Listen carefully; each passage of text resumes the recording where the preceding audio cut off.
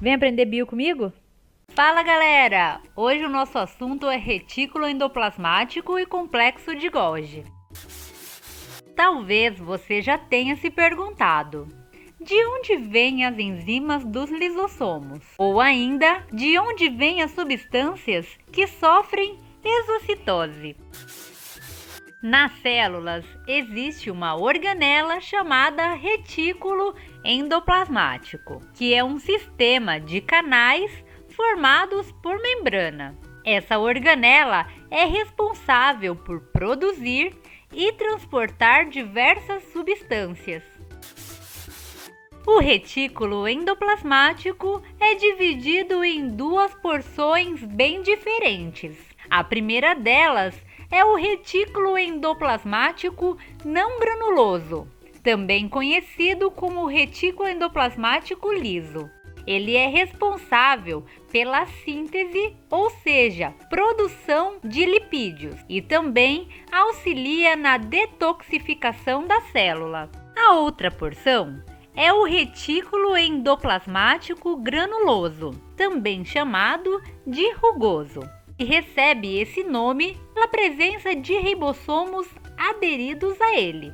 Por esse motivo, a sua função é a síntese, ou seja, produção de proteínas, já que os ribossomos estão relacionados a esse processo.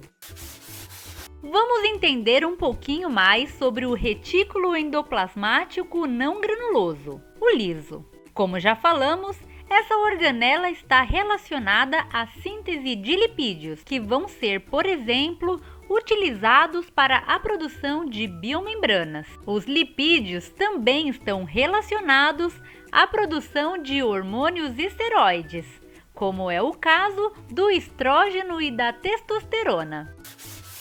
O retículo endoplasmático liso também está relacionado à detoxificação da célula, o processo pelo qual ocorre a quebra de substâncias que são tóxicas, como por exemplo, drogas ilícitas ou lícitas, como por exemplo, o álcool e remédios. Vamos entender melhor como a detoxificação acontece.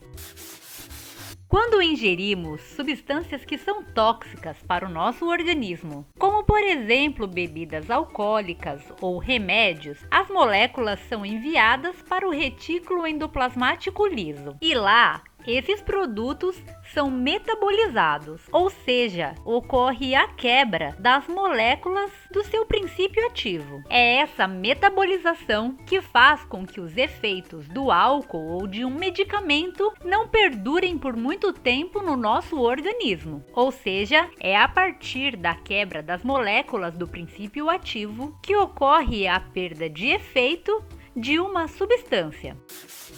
Como é o retículo endoplasmático liso que realiza esse processo? Quando aumentamos as doses dessas substâncias no nosso organismo, ocorre também o aumento do retículo endoplasmático liso em nossas células, principalmente as células do nosso fígado. Esse aumento do retículo endoplasmático também acarreta no aumento da eficiência metabólica, porque a célula consegue quebrar uma maior quantidade de moléculas de substâncias tóxicas. Porém, isso acaba gerando uma certa tolerância do nosso organismo, já que as nossas células conseguem metabolizar cada vez mais essas moléculas. Isso faz com que tenhamos a necessidade de ingerir doses cada vez maiores para ter o efeito de uma determinada substância no nosso organismo. Dizemos popularmente, então, que o nosso organismo se acostuma com uma substância, mas na verdade é porque os nossos retículos endoplasmáticos estão cada vez mais eficientes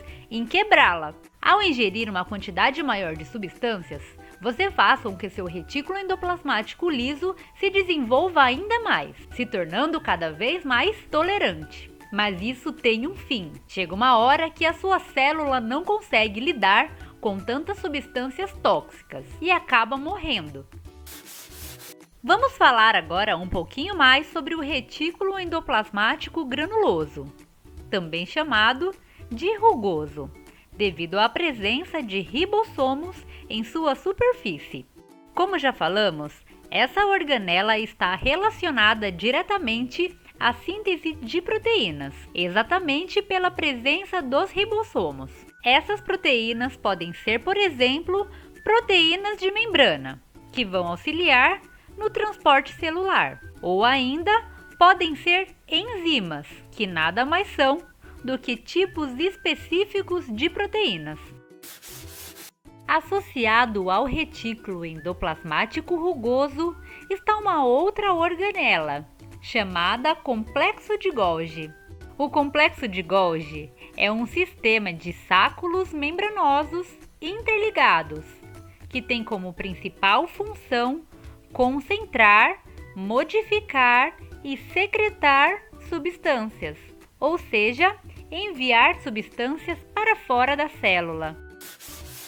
O retículo endoplasmático rugoso situa-se próximo ao núcleo. Isso porque o retículo endoplasmático rugoso está relacionado à síntese de proteínas. E é lá no núcleo que se encontra o DNA, que é a molécula responsável pela produção do RNA. O RNA serve como um molde para poder realizar a produção das proteínas. O RNA produzido no núcleo é então enviado para dentro do retículo endoplasmático rugoso, onde as proteínas são formadas. Próximo ao retículo endoplasmático rugoso está o complexo de Golgi. Por meio de vesículas, as proteínas produzidas no retículo endoplasmático rugoso são enviadas para o complexo de Golgi, onde podem ser modificadas e também acumuladas, ou seja, concentradas. Quando estão prontas, essas substâncias são empacotadas em vesículas, que podem originar, por exemplo, os lisossomos, que são organelas com enzimas dentro delas. Outras substâncias ainda são secretadas por meio do processo de exocitose.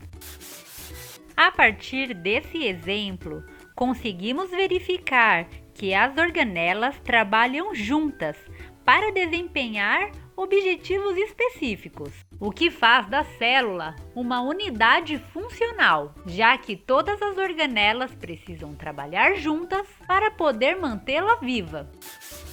Por hoje é isso, até a próxima! Se você quer saber ainda mais, assista aos nossos outros vídeos e se inscreva no canal.